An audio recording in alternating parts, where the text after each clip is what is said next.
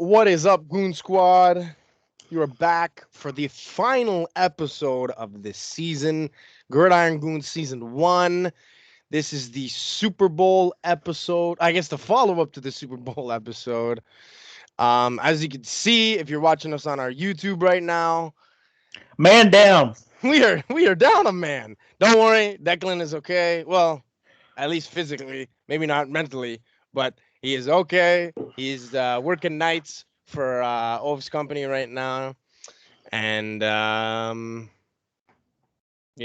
just making that loot. So Got to keep going. Got to keep trucking. yeah. So he said there's going to be a couple things that I say. Dex said there's a couple things that he wanted to pass along to all you guys listening.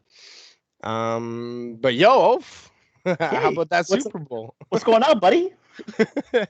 Oh, it was good, man. It was tight though, because fuck, I was ready to fucking give her. And if anyone was wondering how I ended up after that wine party, if you answered puddle to the multiple choice, you were absolutely fucking correct.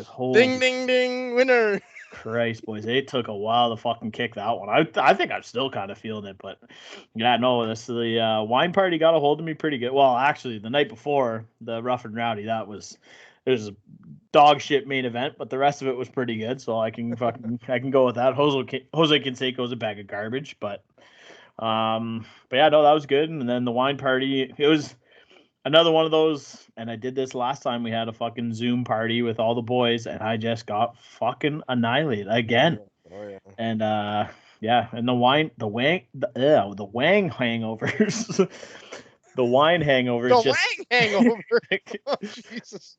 But they just hit different. They hit different, and I was fucking banged up. So took me a bit to get back in the game on Sunday, but I had a little nap. Nash went down for a nap, and I said, "Daddy's going down for a nap too." And so it was nice. But we ended up watching the game. I was the only one who made it past the halftime. So, but yeah, it wasn't too bad. How was your Super Bowl, buddy? Yeah, well, the wife's birthday was on the Friday, so we just, it was just me and the in-laws and her, and celebrated quarantine style. They got balloons, and her mom set all this stuff up. It actually looked really cool, but yeah, we had a blast. Like, it just, it's stuff that you normally just take for granted. You're like, dinner with family for my birthday, but like, it really was a good time. Like, especially because you can't see anyone else, so you don't, But again, you normally take that shit for granted, but it was a good time, and she was happy. And this whole thing's making everybody appreciate the little stuff that much more too, right? So yeah, and this is a perfect example. No, shout out to you and Ryan, man. I knew you were up to something when you messaged me for that. Like, I didn't think you were showing up, but that was dope. You guys are awesome. That made her day, But then Saturday we just chilled with her sister.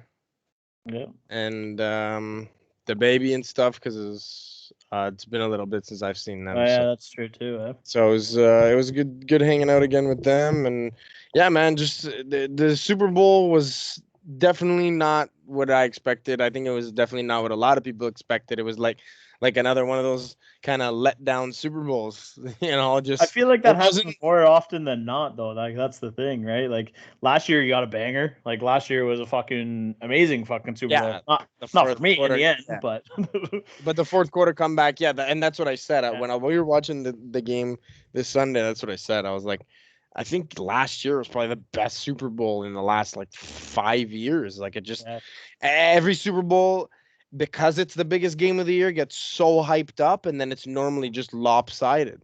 Yeah. It's just the superior team just dominates, and even if it's low scoring, like even when it was like Pats Rams, that dog shit Super Bowl like a couple of years ago, it was like what, fucking 9-3 final, or I don't remember what it was, but it was horrible. Yeah. Probably the worst football game I've ever seen in my life. But it was like the Pats dominated, so it was just Yeah. But yeah, we'll I guess, should we just fucking get right into her? Hey, fucking might as well. We're halfway there. Alrighty. Well, ladies and gentlemen, As you know by now, the Tampa Bay Buccaneers have won their second Super Bowl as a franchise with Tom Brady leading the pack. It was a 31-9 whopping of the Kansas City Chiefs.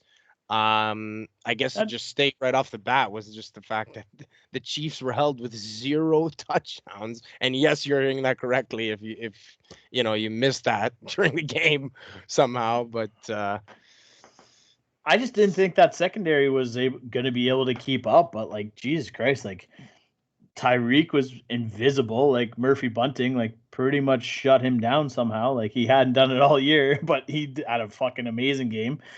And you had Anton Winfield. Winfield had his payback with the fucking threw the deuces up in Reek's face. I loved it.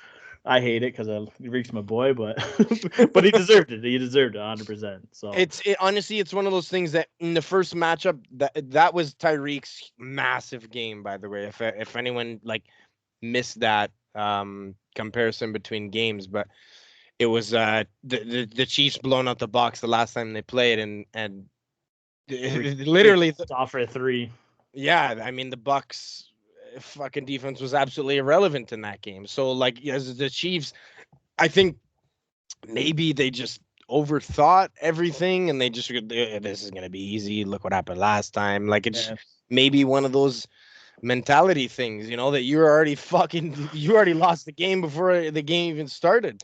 Yeah. And when it came down to it, and you just see the way that the game plan of Todd Bowles, the defensive coordinator for the Bucs, just played everything so well. And the players, like, you know what they say, like defense wins championships. And like the players executed every defensive play so well. Even if the Chiefs got a first down or they got a completion, they were still like in the right places they needed to be. You're not going to stop Mahomes, Kelsey, and Tyreek on every single play of the game. But it felt like that, to be honest. Yeah. Oh, it did. Well, and it was incredible how they shut down Kelsey completely. Like whether it was Fonte David or fucking Devin White, like up the middle, like Kelsey was invisible that entire fucking game. So it's just like he was their leading receiver. So what does that say about? Well, that's it, right? So like, else, and that's like how many like you can't say it enough. Like, imagine that Mahomes actually hit that fucking throw. That both throws, the one that he hit the guy in the back of the end zone that was out of bounds, or the one that he hit the guy right in the end zone in his fucking face mask. Like it's just and there's even a third one because he overthrew McCole Hardman. Yeah. Like on the right hand side of the field, I remember for one play that would have been like a 40+ yarder, depending on the outcome after the catch. But it's just wild to see how bad that line is when Eric Fisher isn't on that line. Like I know they had a beat up line, but that was fucking awful. Like Mahomes was running. He looked like Deshaun fucking Watson the whole fucking game. Yeah, like he was just running for his life the whole time. What's that? What was that NCAA? What's the NCAA one with the video game and the quarterback's folding in half and he throws the ball. He's like literally backwards, like he's backwards and still like launches it 30-40 yards. Yeah.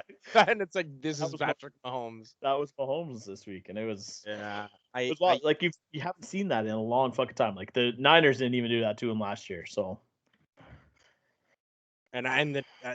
The Niners are arguably a better defense, so it's crazy to see, how we'll see next year.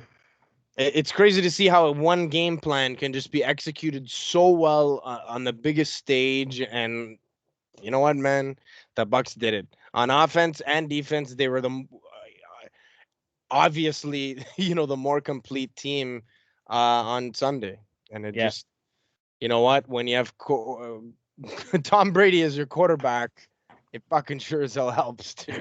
Well, yeah. Well, I think MVP of the game was fucking Honey Badger for fucking firing Tom up, because that's the last thing you fucking do. So give him that fucking fuel, and you're asking for trouble there at that point. So yeah, it was nice. That was one of the first things that Decs wanted me to mention to all the listeners. And if you can imagine how Decs would say it, he'd be like, just shut the fuck up and play football. Just do your job. It's the Super Bowl, like just. Declan, is that you? He's like, I hate that guy now, blah, blah, blah. And I was like, dude, I don't disagree with Declan at all because I used to really like Tyrann Mathieu. You know, we both have liked him, you know, even when he was, you know, with the Texans. And it sucks to see a guy. Declan said it best, actually. He said when he was on the Texans, he was like, you know, calm, cool, collected. He just balled. And now that he's on KC, he has an ego. You know, he won a championship. He's like, he's getting fame. He's getting paid. He's, you know, and I think he's just distracted from playing the game of football.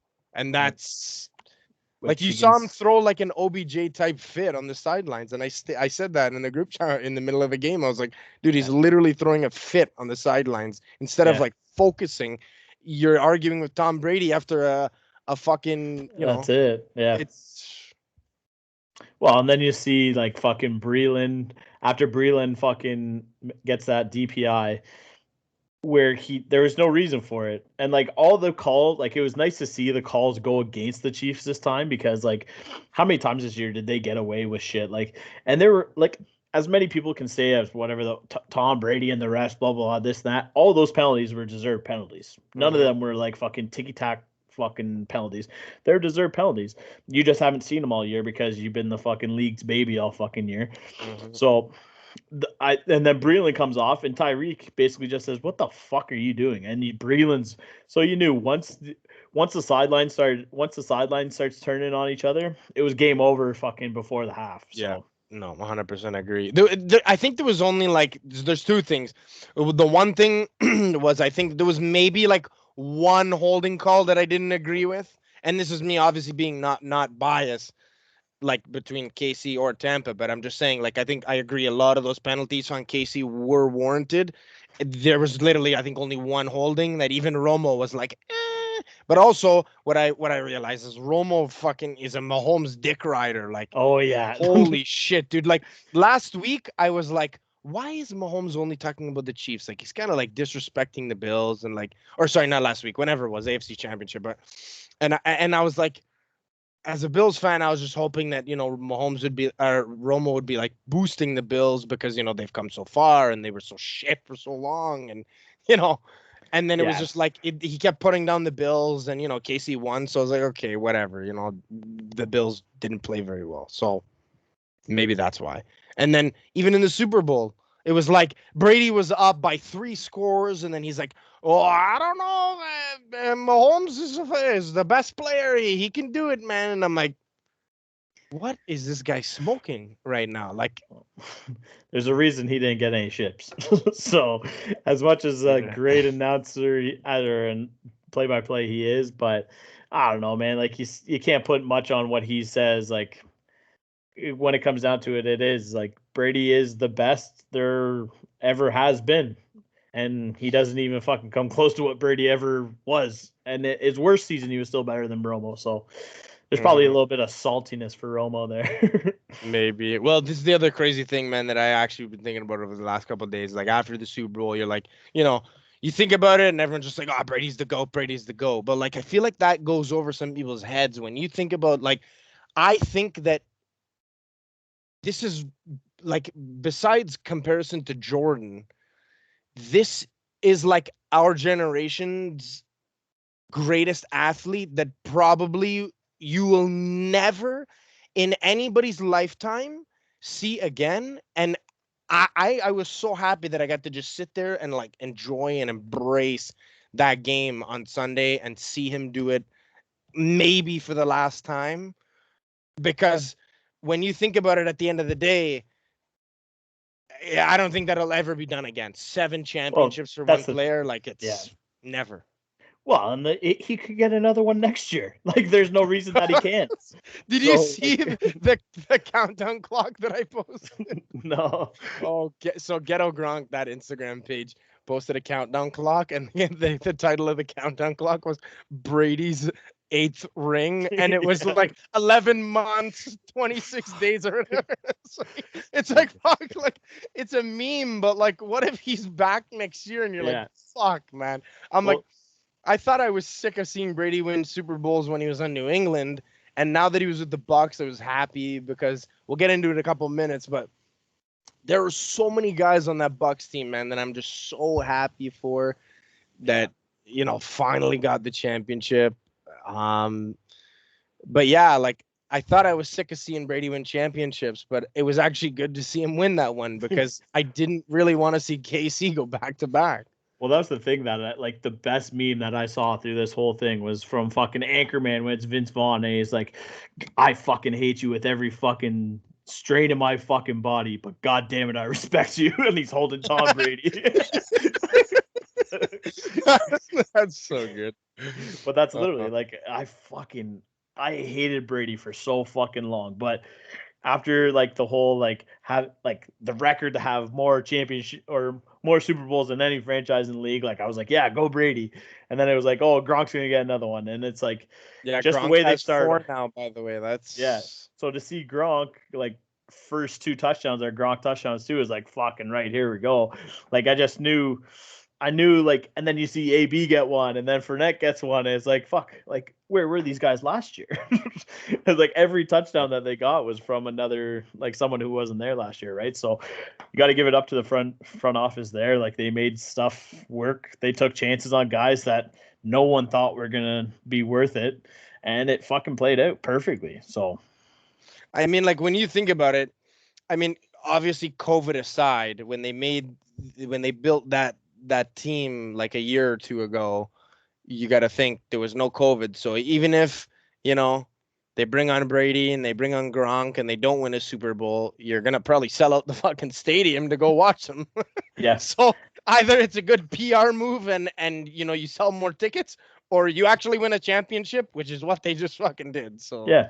Well, that's the thing. Is like you just brought in. So start of the season, you brought Gronk out of retirement, and because old man Brady brought fucking Gronk out of retirement because they're brothers and they're the bad boys for life. So he brings them back on, and they're like, oh yeah, let's fucking go. Then you get fucking AB out of the crazy house, fucking say, hey AB, let's play some fucking football. Let's get your fucking head back on straight. And then you bring Leo over from fucking Jacksonville, who's all disgruntled as fuck, and is like, all right, let's give this guy a shot too. And then you look at it, you just got Devin White on this team. You got Anton Winfield. You beefed up that defense really well. Like they built a Golden State Warriors team, which everyone didn't think they were a Golden State Warriors team. I certainly didn't. I fucking chirped them all fucking year. But the way they played that, I was gonna say, don't make anybody go back into previous episodes this season about you and the Bucs. I had no faith at all, but they came out, and you know what? A lot of people would be like, "You're a fucking idiot. You said this all fucking season." Absolutely, I did, but I didn't think this was gonna happen. I didn't think Brady still had it in him, and he just shoved it right at my fucking hoop. So, nah. And so I'm gonna like move forward with what I was gonna say earlier. There's so many guys that I'm so happy to see get a championship, and like 4 of those guys that you just stated, are some of them. Like I'm just gonna name off who I can think off the top of my head, but the number 1 is my boy Mike Evans. The guy is like the most humble, down to earth, like superstar in the league. Like there's no superstar like Mike Evans. The guy just shuts up. He does his fucking job. He does it well. And you saw that quote about Bruce Arians saying after the Super Bowl that Mike Evans went to the coach and said, if you need any of my money to keep players so we can do the same thing next year, I will restructure my contract and sacrifice a couple million. That is unfucking heard of in sports these days. Like that is right there, just tells you what kind of guy Mike Evans is. You know what I mean? That alone is me going to my fucking betting site right now and putting fucking 50 bones on fucking Tampa to run it back next year. Yeah. But I was like, that after finding that out, man, I'm like, you know what? He's already one of my favorite players in the league. Yeah. Like that, that should make Mike Evans everyone's favorite player. Like just that he's such a fucking team guy, and everyone's gonna chirp me because that's my boy, and I drafted him 4 out of 5 years. You know what, man? I'm so fucking happy for him because, like I said, He's just such a humble superstar, and he just does his job, and he's just sat there in Tampa with fucking Winston and like just been so shit for like 6 years, and now this is his 7th year in the league, and Brady shows up, and this guy shows up, and that guy shows up, so it's like, but anyways, like, yeah, so Mike, I'm fucking proud of you, man. If you're listening. Yeah, like, I'll send him the episode, and at the end, we talk from time to time. He might miss it. Busy right now, but no, again, like, I'll just start naming them off. You already said A, B. You know what? Everybody if you know me, you know that I was not a fan of Antonio Brown. I mean, a lot of people were not. Like, that's not just me. The guy fucking got it together, man. He made it not about himself once this season. If you watch any interview, I watched an interview with him and I was like, this guy's a robot. This is not Antonio Brown. This is a robot. Like, he was a completely changed man. And I don't know if that was Brady. I don't know if that was Arians. I don't know if it was a combination of both. I don't know if he's on some fucking pretty strong meds. Like, who knows, man? But like, I'm proud of the guy, man. He finally made it about the team and not about himself. And look where it got him. So another guy, playoff Lenny, man. Leonard Fournette kind of just rotted in Jacksonville. They made 1 or 2 playoff runs, but you knew they were never going to get really anywhere. And then, gets traded, and he kind of was the backup to Ronald Jones for basically the entire season, right? Oh, he was healthy. He got healthy towards the end of the season. So yeah, it was nice to see. And I think he's back next year. I think he re-signs with Tampa. I don't know what they do with Rojo. Maybe they keep him on, maybe they don't. I don't know. But I think Leo showed enough for Arians to be like, you know what? We need this guy. Like, that was a nasty run. He made 2 very good touchdown runs in the semis and in the Super Bowl game. So yeah.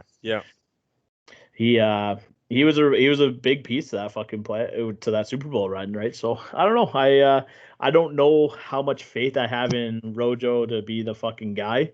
So you guys said that at the start of the season, and I was the only one who said he'd still be the starter, and he was the entire season. Like, he's still a good enough running back. It's just when you're on a team full of superstars, you don't really get sometimes the credit, that you do deserve. Like, obviously he's not a superstar, and he's not like a top 10 running back, but he still got the job when he needed to. He got it done, so. But I think that definitely, like, Leonard Fournette has proven himself that he could probably be a starter, so maybe he'll go somewhere where he can make a little more money, but who knows? A couple guys on the defensive side now, man. Like, Ndamukong Suh, Jason Pierre-Paul, Devin White, Lavonte David, David was a big one, man. Man, veteran linebacker with the Bucs. If you don't know who that is, don't ever fucking talk to me again. That guy is a fucking legend. Honestly, like, middle linebacker for the Bucs. He's been there for a very long time, and that guy has like molded Shaq Barrett and Devin White. If you read any interview, they give Lavonte David the most credit, man. He spent so much time with the young guys, molding them, and Devin White, if it wasn't for Brady, would have been the fucking Super Bowl MVP. Yeah, in my or 100%. Should have been, And that was another point. I just want to shout out Declan that, he said, he's like, that guy was all over the fucking place, and I know all of you were already talking about that too. That, like, he was just a ball hawk, and he got that basically game-sealing interception, and he had so many tackles for loss. I think he had a sack as well. But yeah, man, and then there's guys like Antoine Winfield, whose father played for the Vikings back in the day and lost in an NFC Championship game. Never got to get to the Super Bowl. So for just like a family affair for the Winfields, like, that was awesome to see, because the son living out the dad's dream, and it's so early in his career. Like, that's another guy is and it's too bad Declan's not here, because this one might sting a little bit for him, but Ndamukong Suh getting one. He actually got a taste of the playoffs, and he fucking got to the fucking bowl. So Yeah, that front line is just scary. I think they were the first or second. First ranked on rush. First ranked Okay, rush yeah. defense. Yeah. So I mean, like that just proves your front seven how good they are, and like literally, if you look at that front seven on paper, it's literally an all-star team. And I don't mean like no, like it's actually like Ndamukong Suh, Jason Pierre-Paul, like I forget who else is on the line. I feel bad. Vita Vea. Oh yeah, Vita Vea. I mean, he was injured for the last part of the season, but still, like that guy's a fucking wrecking ball. And then, like I said, then you got Shaq Barrett, one of the most underrated fucking guys in the league. Like even it blew Tom's mind when I was talking about it. And I said, dude, he had the sack. He was a sack leader last year. And everyone's like, what? And I was like, the fucking guy almost had 20 sacks, 19 and a half, man. Like, and he got no credit. He didn't win fucking defensive player of the year. Went to Aaron Donald. And you're like, how, man? Like that stat, almost 20 sacks is just crazy. Yeah. So you have the Shaq Barrett, Levante David, Devin White. Anyways, the list goes on. But I'm so happy for this Bucs team, man. There's so many guys that I wanted to see win a championship that finally did. I hope that will be Brady's last championship. Love the fucking guy, man. Just as a football fan. But I want to see the league start to fucking turn a little bit here. Yeah. Oh, I think you're gonna see it too, right? Like I think you have a really good fucking lineup next year of like a lot of really good young teams coming up. I think Tampa's still going to compete just because that defense is still young, and they're going to stay together for the most part. I don't see them losing too many pieces to that, especially with guys like Ev saying, "Hey, let's run it back. I'll take a cut, whatever." Right. So, and I think he won't be the only guy either. So. No, absolutely not. Yeah. So there's definitely going to be guys who are going to take off and get their money elsewhere, but there is on every team, right? So. But you just gotta find out and see, because like the Pats are gonna have all their guys who opted out this season. They're all gonna be back next season. They had one of the best offenses last year, right? Niners are gonna get a full team of fucking defensive players back for next season. Like there's so many defense for Pats. You mean? Yeah. Sorry, defense.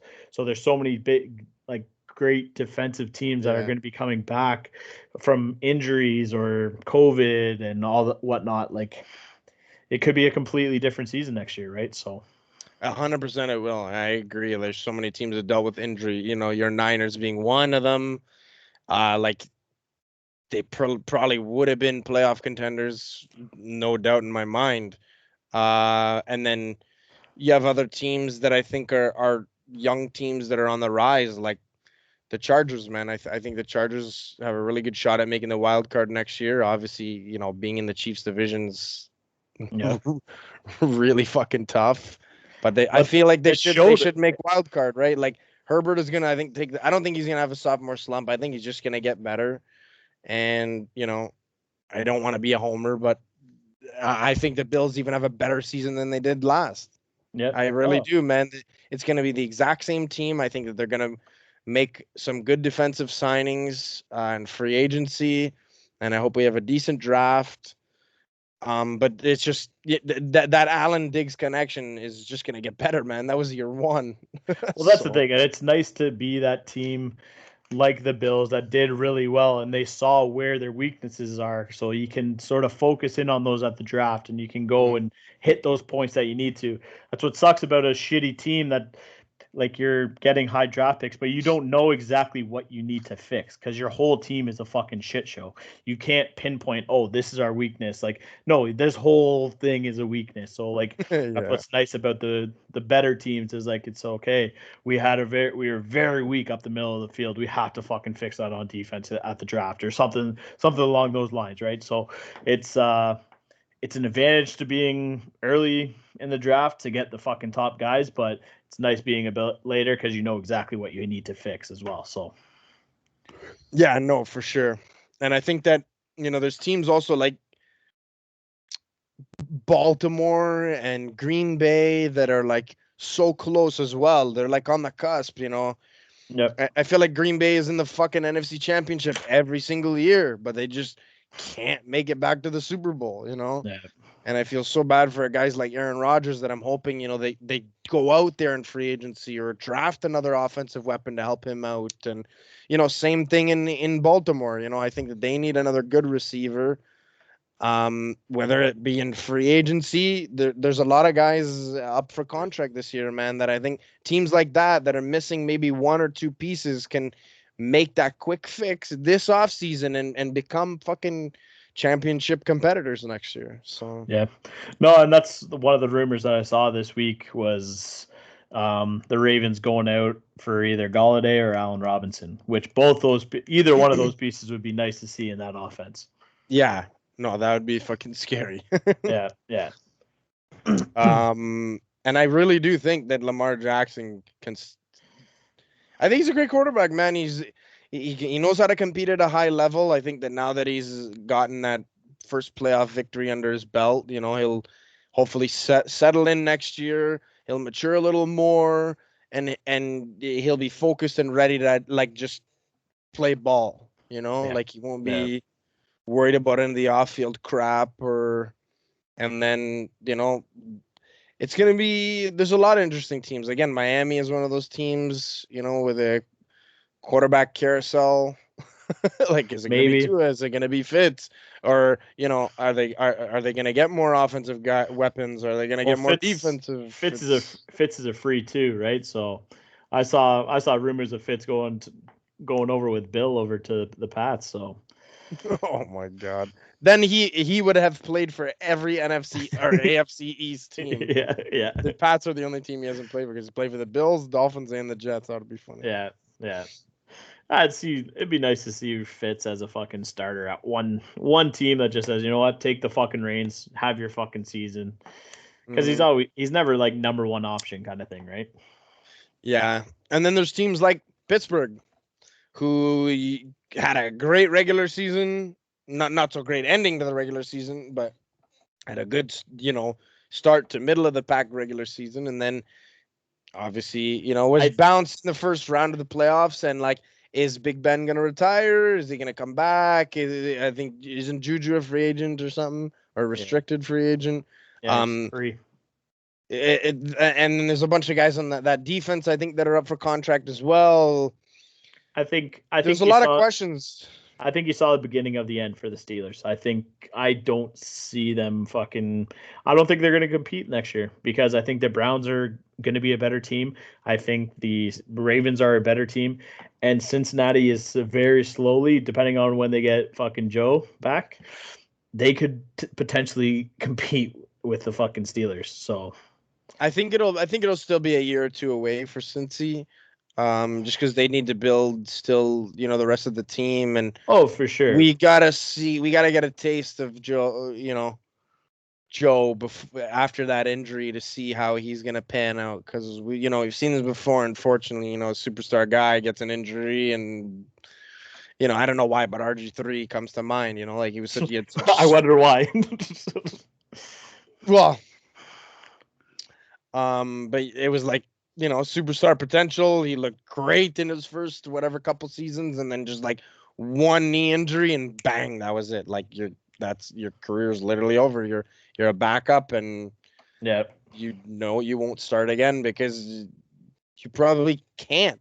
You can come in when they need you to as a backup, but then if you're coming in as a backup for a starter, it's because you're blowing a team out or because you're getting blown out. That's Get some fucking playing time, Yeah. No, it's going to be, well, that's what's nice too, right? And that's what we're kind of looking forward to is getting into the off season, looking to next season already. So, which is unfortunately 7 months away. Yeah. The worst part about football is such a good fucking 22 weeks of fucking thrilling action, and then it just leaves us. Yeah, it's sad, man. 7 months till opening day. I saw that countdown somewhere too, and I'm like, that's why this year I just tried to fucking soak in the Super Bowl that much more, because for the first time on Sunday I actually thought about the season being over before it was even over. So I forced myself to just absorb this game, like just fucking enjoy it, because this is 7 months long fucking time, man. It hurts my heart just to say it out loud, you know. It does. It's the worst, man. This is the worst time because it's just like fuck. Now the next thing you look forward to is the combine, and oh fuck, wait, that's not happening either. So go fuck myself. And then we got this year. It's free agency, I guess, is really the only thing, in the draft. Free agency and draft, right? And so it's nice. Draft usually lands on my birthday weekend, so I usually make a fucking couple of days out of it. But yeah, no, it sucks, man. It's not ideal, but hey, maybe there's light at the tunnel now. That's looks like lockdown's gonna be lifted in the next few weeks here, so hopefully we can get outside. Hopefully it starts warming up a little bit, and fucking if enough golf will make the football season sneak up a little bit quicker. So fucking right. And well, looks like we're gonna get some summer. Looks like we're gonna get some summer playoff hockey as well. So yes, we are. Yeah. Well, guys, we've had some rumors already going into the offseason. You know, obviously the trade between the Rams and the Lions, Goff and Stafford. But we also had a couple rumors with Wentz and Russell Wilson, and just a bunch of other guys that we just wanted to inform you about. Tell us what you heard about Wentz.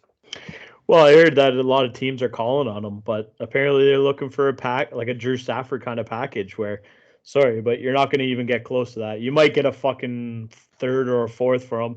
That contract, first off, no one's going to take that contract willingly. And then second, if you're asking for a first or multiple firsts for fucking Carson Wentz, sorry, but you're not going to get that fucking deal. Yeah, I totally agree. I Wentz in my mind is not good enough to pull. Like you hit the nail on the head. There's nothing really much more for me to say. Like with how much money is on his contract and how he plays, I think it's way too much money to give up that much future. You know, with 2 first rounders, like maybe 1 first rounder, you might be able to justify it. Like you obviously hope that he's going to a team that is ready to compete, and just hope that he slides in there, because he's kind of just been sitting there suffering in Philadelphia, I guess, even during that Super Bowl. It was 1 year, you know what I mean? But like there was rumors about, maybe Indianapolis, maybe Washington, maybe, I don't know, there was a third team that I saw, but there's still rumors that a lot of guys are going to be moved around, right? So, yep. Well, and that's the thing, right? It's like with Carson Wentz, like now you got Jalen Hurts there. Are the teams looking at that like, we're not going to offer you fuck all, because chances are you're going to cut them before the season starts anyways, and then we'll hop all over them. Yeah, exactly. And that's what it comes down to, because that's what's going to happen, because they're not at a point where they're in good standing with each other. So Wentz could be like, you know what? I'm not playing for you. You're probably going to cut me anyways after this is all said and done. So any team that's going to try and fucking trade for me, I'll just tell them, hey, just wait till I'm fucking on the fucking, once they cut me. Because they will. They'll have to. And speaking of exactly what you just said, Deshaun Watson is at a standstill with the Texans. That's, there's really nothing to update here with you guys about Watson. He said he still doesn't want to play for them ever again. And Houston said, we are not trading or cutting him. Apparently, they're not even taking phone calls about trade offers, which is ridiculous. Make any sense to me. Because, and apparently there's still been no contact between front office and Deshaun. So you're kind of, it's literally a standstill. I mean, like we said, it's still 7 months away before opening day. That's a lot of time. So maybe they're just kind of hopefully letting everything cool down after the situation of him blowing up and whatever. I don't know what their game plan is here. I think that you as an organization and a front office need to realize that he obviously doesn't want to be there anymore, and you should probably start answering the phone when it comes to trade offers. I think if it's still relevant by draft, you're probably hearing a lot more about it, but I think it's going to kind of calm down now, because what's the rush? You got fucking 6-7 months to fucking figure this all out, right? So, I personally have kind of leaned towards the direction of him not leaving Houston, or just Houston as a franchise, they're not a smart franchise. Is what I've fucking learned. Is you gave up fucking D-Hop for Nothing. David Johnson and a fucking third rounder. So like Yeah. to me, it's just like I know Bill O'Brien was the guy who fucking gave the okay for that trade, but like I don't care who you are, you get a first for fucking DeAndre Hopkins. If Matt Stafford can pull 2 firsts, you can pull at least one for fucking one of the best receivers in the league. Yeah. No, the Cardinals fleeced him on that trade. That's for 100%, 100%. So, you know what? It's still that is definitely, I think, the hottest thing going into the offseason. The hottest question we definitely need answers to. I hope it's sooner rather than later because, free agency is always exciting when there's a lot of moving parts. So yeah, well, there's a lot of nice free agencies out there too, or nice free agents out there. So it'll be a nice free agency, and like you said, there's a lot of moving parts going into this draft, and it's a pretty good draft. So you could see some nice deals in this offseason. So could make our offseason pretty thrilling. So there's another veteran quarterback bothered by his team. Rumors came out that Russell Wilson was unhappy with the Seahawks just a day after the Super Bowl. If you watched the Super Bowl, you saw Russ and Sierra, his wife, in a box with Roger Goodell. At one point, Russ was the golden boy. So makes sense why that relationship is there. But it came out afterwards that it wasn't. It was a quote that was misconstrued. It's not that he was unhappy with the Seahawks. He's unhappy with the way he was protected by the Seahawks. And that stat that I told you about him being sacked 100 more times than any other quarterback since he's been in the league is like a mind-blowing stat. I don't know if this is exact, but like in the 7 years, I think that he's been in the league, he has 397 sacks against him. That is that's almost 400 sacks over 7 seasons. Like that, you're getting beat the fuck up. So it's I wouldn't be too happy either. No, absolutely not. And you know what? You know what probably triggered fucking like PTSD was fucking watching Mahomes play on the fucking Super Bowl. That's a very good point. I was gonna say, like, it makes the most sense, man. You're like, he's like, wow, is that what happened? Is that what I look like? Is that what I look like? He's like, that's it. Get on the phone. Yeah. Oh, but listen, I don't blame him, man. And the Seahawks, I think, are moving in the wrong direction if they're not gonna like really try to protect Russ, because you got these offensive weapons. Your defense is kind of hurting. Like, I think that if you don't get an offensive line as your first round pick and then start working on that defense, the Seahawks, I think, are in a lot of trouble, man. And we saw it, the first half of the season, the first 8 games, they looked great. You were like, wow, this is the Seahawks of. I wouldn't say great. The offense looked great. The defense looked trash. Yeah. But like, you were like, oh, this is, the same Seahawks for the most part. They're going to do pretty well. They'll make playoffs. And then the second half of the season, you were like, what the fuck is going on? Like, Russell Wilson is not producing. DK Metcalf's had slowed down. The defense really started to get trampled. And there was no sign of life for the Seahawks moving forward into playoffs. Yeah. And it's not a division that you want to be on the downside, as a lot of these teams are on the upside. So you have the Cards, you have the Niners, and you have LA, who just made a huge trade for Stafford. So now you have 3 other teams that are looking to improve on their year last year, and you're on the down. You have to fucking do something. And I saw a thing on Instagram today about how Russ thinks that starting quarterback should have a say, or at least have front office come and talk to them on personnel that they're looking at for free agency or at the draft or anything like that. Like, if you're talking to your fucking quarterback, like, yeah, I think absolutely your quarterback should have something with who you're drafting year in, year out. Yeah, your quarterback's your franchise guy. I definitely agree with that. I think our buddy Declan would say the opposite, but yeah, but if I'm standing in front of fucking 12 guys that want to fucking rip my fucking head off, then I want to say of who's standing in front of me protecting me. That's what it comes down to for me. True, that's a good. Hey, listen, I agree with it. Like Russell Wilson is your franchise veteran guy. He's your quarterback. I don't see why you wouldn't want to get that guy involved. And the Deshaun Watson one, when it came out, all the reports were he asked management. He didn't tell management. He didn't demand anything. It was like, hey, like, can I please just be involved? Like, just let me know, or maybe just interview my guy. Like, you don't have to hire him. And it was like all these things, and you're like, why wouldn't they involve him when he asked to be a part of that? Like, he doesn't have to sit there and interview people, but like at least just be like, hey, Deshaun, we interviewed this guy today. It's looking, positive right now. Like, it's just one of those things that it's weird that they're not maybe involving their quarterback. Like, that's your guy. He's the guy. I don't know why you wouldn't. Like, and I think that like Tom Brady does have a say in stuff like 100%. That. Oh, you know what I mean? Did you see him in the game when he was fucking yelling at Arians? He's like, no. Oh, he's like, no. You keep Leo out here. Fuck Rojo. Yeah, and he's like, no. And I was like, oh, he really doesn't like that play call. Whoa.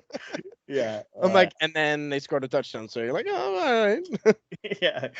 Well, that's the thing. It's crazy to think, like, imagine Brady does this. He gets his 7 or 8 rings or whatever the fuck it is. And he's like, hey, you know what? I'm going to have a fucking shot at coaching and see how that fucking goes. And then he's good for another 6 rings.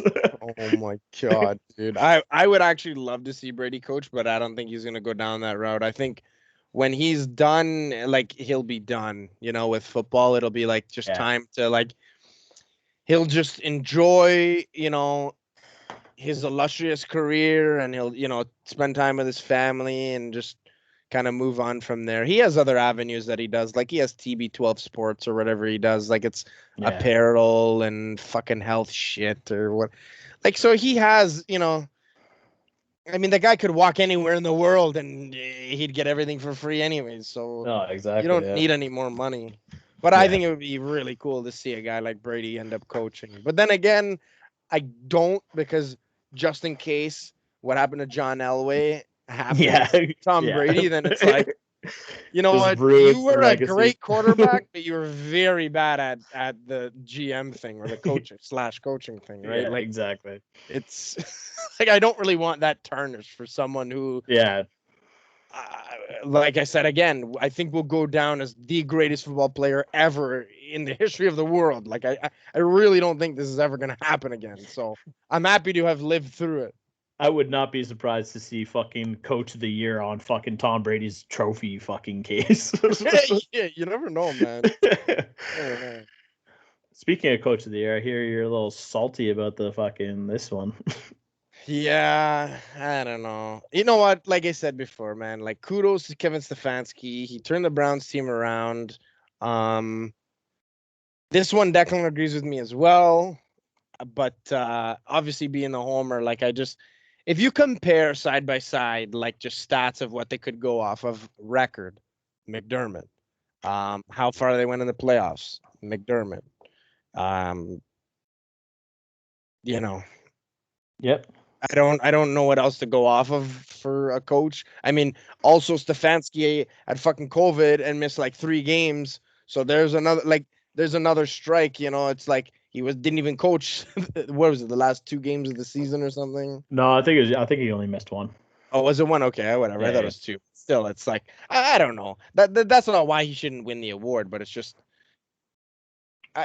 one of those things that, McDermott has been there, and since McDermott has been in Buffalo, every year they've gotten better.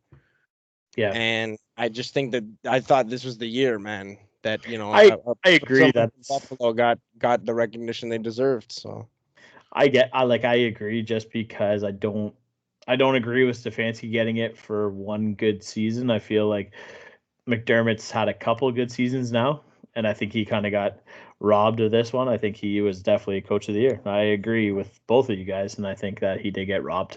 But there was a lot of awards in the honors, or what's it called? The Night of Honors, or whatever the fuck you want to call it.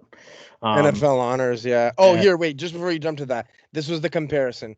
So McDermott had 13 wins. Stefanski had 11 wins. McDermott had 2 playoff wins. Stefanski technically had 0 wins because he didn't even coach that game. Yeah. The other thing was a 6-0 division record versus a 3-3 division record. And McDermott was an AFC champion. And the Browns obviously only won the 1 game. And the Bills also clinched the division. So, like, that's 5 categories that McDermott beat out Stefanski that you're like, well, what else would you give a coach of the year for if it's not based on those things? Well, Stefanski, I'll give him schedule just because you're 2 against the Ravens, 2 against the Steelers, which were high-powered teams this year. So 100%. I'll give you that. And like really, like the Bills didn't have that in there. Like maybe the Finns, but they fucking bitch slapped the Finns both times. So like to me, it's not really. The divisional isn't really comparable, and that's why the Bills kind of ran away with the division. I think that's the only reason. That's the only up that you can give to the Browns, I say. But I agree. I think it is Dermott that goes there. So, the other one that we wanted to touch on, was Aaron Donald winning Defensive Player of the Year. I personally agree. You know, the guy's a fucking animal. He's so much fun to watch if you love defense. yeah. But this is another one of those things that if you look at statistics, which is, I don't know what else that you base this off of besides maybe just, being a fan of the guy. TJ Watt should have easily won this award, hands down, in my opinion.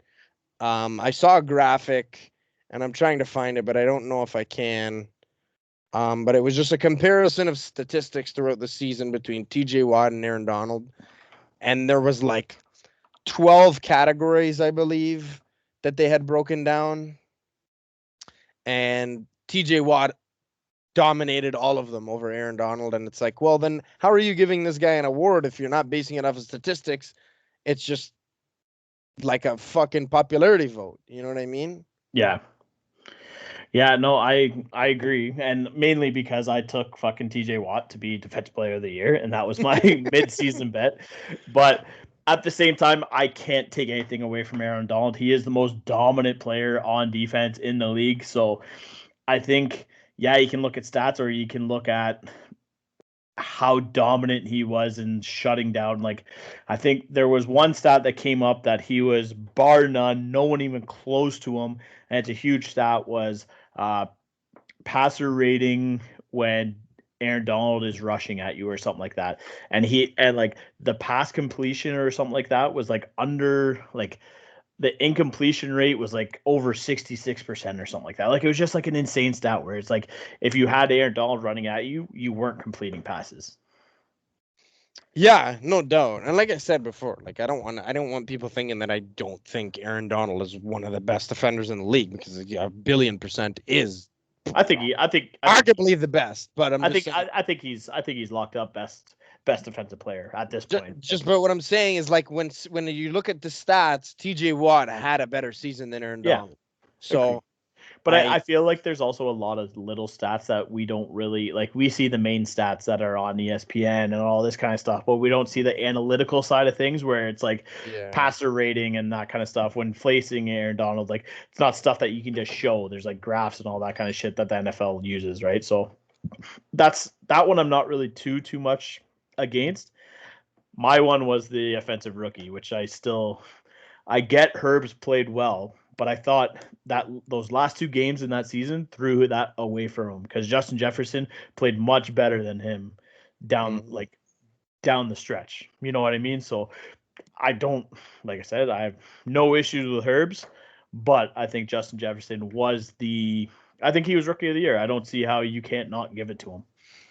Yeah, that one I'm really torn. Like I definitely agree with you to some extent that Justin Jefferson, was the best rookie wide receiver since Randy Moss, and that's fucking saying something. Yeah. But I love Herbert, man. Like that kid's fun to watch. He balled out as well. So I'm torn here. Like, I don't want to say I would have given it to one guy over the other, because I if I had to make the pick, I don't know who I would pick. It was just fun to watch them both, and I love that this league has a great future for guys like them. So no, I do agree with that. My thing was, I just looked at it, and it's, you have Kirk Cousins throwing Justin Jefferson the ball, who is not a great quarterback by any means. You have Justin Herbert throwing the ball to Keenan Allen, who is arguably one of the best wide receivers in the league. You have Mike Will. You have fucking Austin Eckler for some of the season at least. So like, there's a lot of really nice weapons for Herbs there. Hunter Henry. He was another good piece, which he probably won't have next year. But same time, I don't know. It could, again, Herbs could fucking shove it up my hoop next year and have a fucking unbelievable season. But I think Justin Jefferson was the rookie of the year this year. So that's the only one. That's the only one I was really like, I don't really love that one. And the McDermott. Yeah, I mean, again, I feel like these awards, you know. Oh yeah, we got to shout out Aaron Rodgers, MVP, definitely well deserved. Like, easily the best quarterback this year. But these awards are so. Again, I wish that we could see the breakdown. I mean, they break down how many votes each player got, but not like, I want to know why, you know, and we never will, because it's just because then it just becomes too publicized and the media will just take it over. But like, it just, I wish, you know, I wish that we could know. I'll be like, why? Well, why did this guy not win when, like, a point, like I said, the stats were better, you know, his team had a better season, shit like that, you know. Well, and that's the thing. You want to know kind of like a situation where like Josh Allen got 4 votes, but I think he should have deserved. I thought he deserved way more than 4 votes in that fucking MVP category.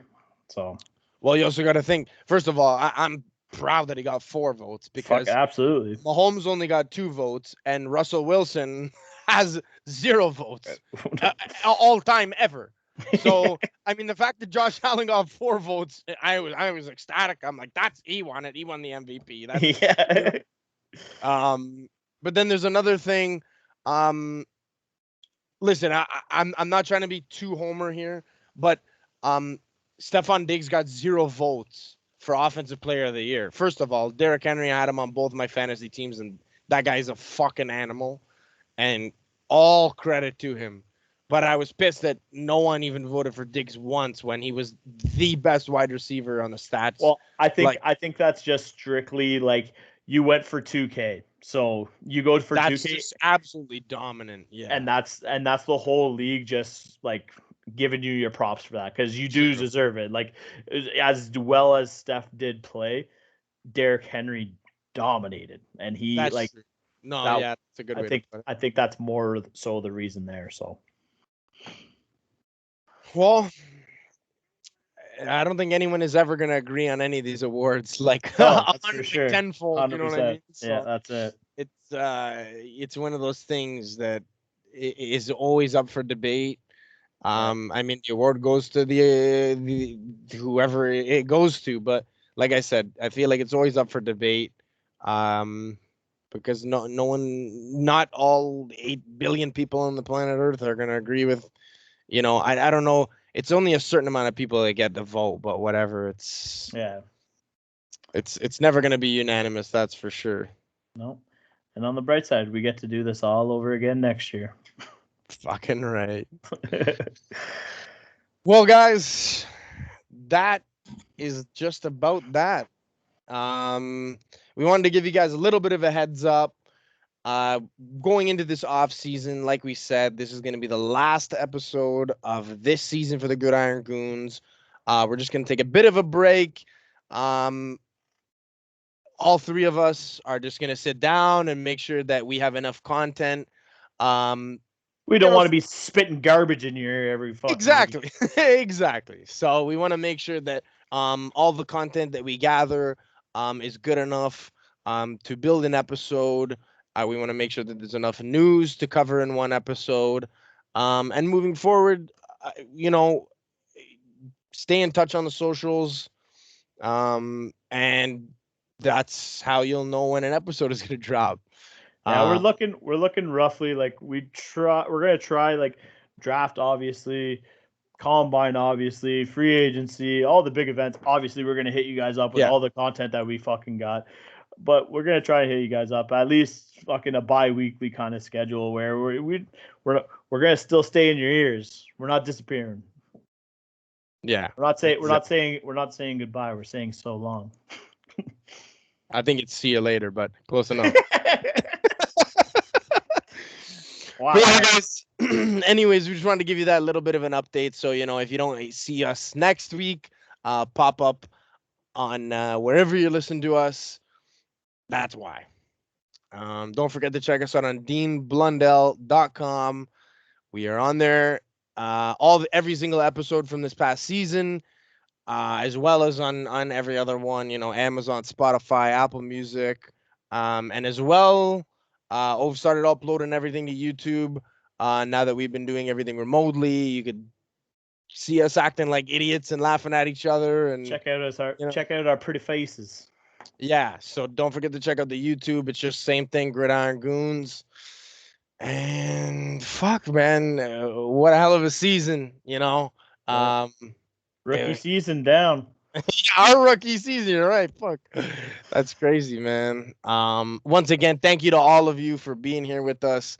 It's been a hell of a fucking ride. We have gone even bigger than we thought we would have, and that's only because of you guys. So 100%, yeah. Thank you guys. You guys blew us up, and this turned into something that we never thought it would. So let's fucking bring her back next year and fucking hit it twice as hard. Hell yeah, guys. Take care, stay safe, and we'll see you soon. Peace, guys. Woo! Rookie season down.